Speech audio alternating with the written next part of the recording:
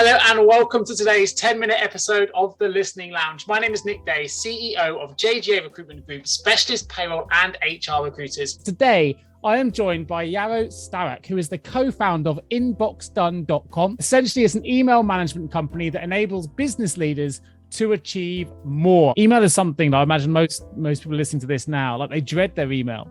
But I'm definitely one of these people. I'm definitely someone that is handcuffed to my email. And I feel like there's no one else that would be able to manage it in the way that I can. For whatever reason that is, maybe it's ego, maybe it's because, as you say, I feel like I'm just good at it, but actually it's also the stone that holds you down, right? Because it's so hard to break free from it and to turn it off, and it's suddenly your day is gone. So for someone who's built a company on the back of this must be a common objection for people. It's something so precious to give away. It's almost like it's part of me to give away my email. It's my voice. So what would you say to someone like me in this position who could definitely benefit from outsourcing some of my email content, but is probably a little bit reticent to do so? Have you never tried? No, I would do it. It would scare me. It doesn't mean I wouldn't, but it would definitely scare me, for sure. Yeah, you're speaking, I think, a common feeling a lot of entrepreneurs and business owners have about their email. And it's funny, like literally just before I spoke to you, I just did a sales call, and business owner, closer to retirement age than you are, very happy to hand over email. One of the easiest calls I've ever done. It's like, This is what we do. Oh, he wants it. He clicks the buy button, signs up, away you go. Then there's, the people, and I don't want to insult you here, Nick, but there's sometimes certain people where they like the idea of it, but control freak-itis, just they can't let go. The whole idea, like we had one person very early days, this made me laugh. They signed up, they were totally excited, really want to do it. They start handing over to us, and then within a week they're like, I can't do this. I don't feel comfortable if I don't see every single email. If an email is actually replied to without me, that gives me stress. So they canceled, they couldn't handle it. And there's a spectrum, obviously. Ideally, conceptually, for your own well-being, for the growth of your company, taking that off your plate, giving someone else the job of dealing with 90% of your email is going to do so many positive things, give you free time for exercise, to see your family, to write a book or grow your company. And then of course, it's going to mean you have more attention to all the things that the people you work with are asking of you. You're not doing that in email. And not to mention, people tend to use email as a to-do list, which is not a great thing to do, because very rarely is your email an actual priority list of things that will move your business and your life forward. It's just whatever's in your inbox. So you don't want to, just guide yourself each day based on email. So first of all, you make the decision to do that. Those kind of people we like to work with because they're motivated to push through the discomfort of saying, okay, it's going to feel weird, but someone else is going to reply to my messages.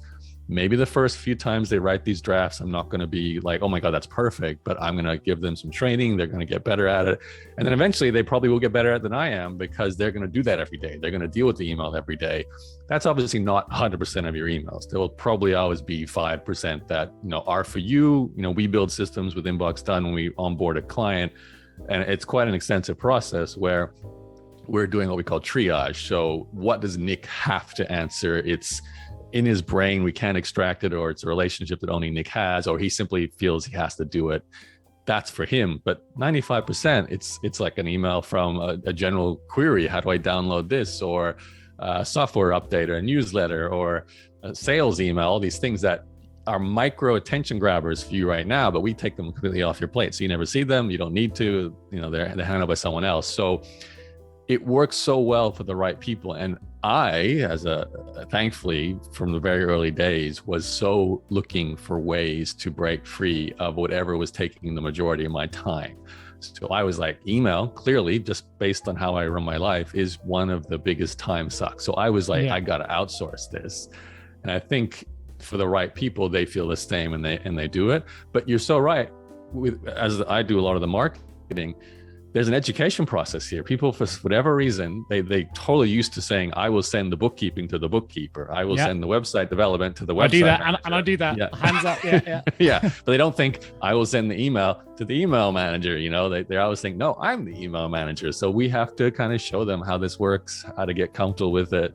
there is a careful handover process. We are going to learn about you. We're going to build systems.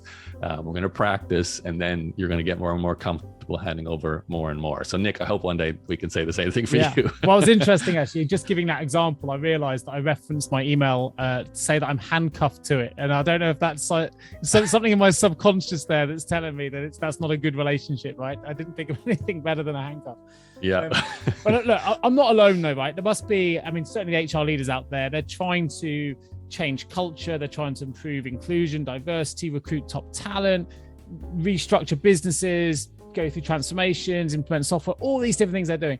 I'm definitely not alone as a leader here who suffers from what I would call in inverted commas of email overwhelm. So you mentioned in that answer there, a lot of people use emails as their to-do list.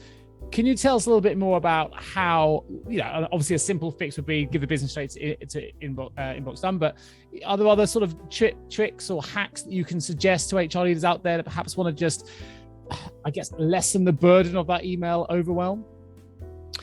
Yeah, I mean, obviously, this, especially when you're looking in HR and maybe, you're not the owner of a company, the boss might not like the idea of someone else answering your emails for you. There can be a sense of discomfort around that. And we have worked with people who work within companies. Sometimes we actually write emails as if we're you, like we would write as Nick and reply as Nick. That's uncommon, but sometimes it's necessary. But to answer your question, there's a lot you can do to get started just simply by changing your mindset around email and going, okay, I'm not going to guide my day by opening my inbox and just sitting there and replying to messages. That conscious choice is already a big change. Now, if you maintain an actual to-do list using some other method, and that's a properly prioritized, goal-driven, outcome-driven list of tasks, and that's what you open first in the morning, not the email, and you do something on that list. I'm a big fan of Eat the Frog. I remember Brian Tracy's one of his very early books, and it was simply eat the frog first. So that doesn't necessarily taste nice, but do the thing that you have to do that will move things forward before you do other things.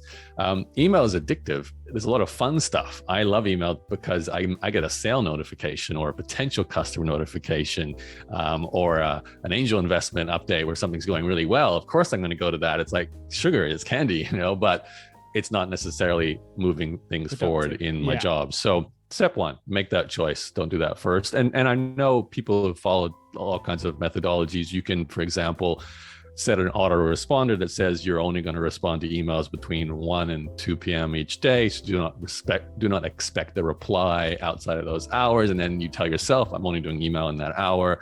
So you can sort of self-discipline yourself around that.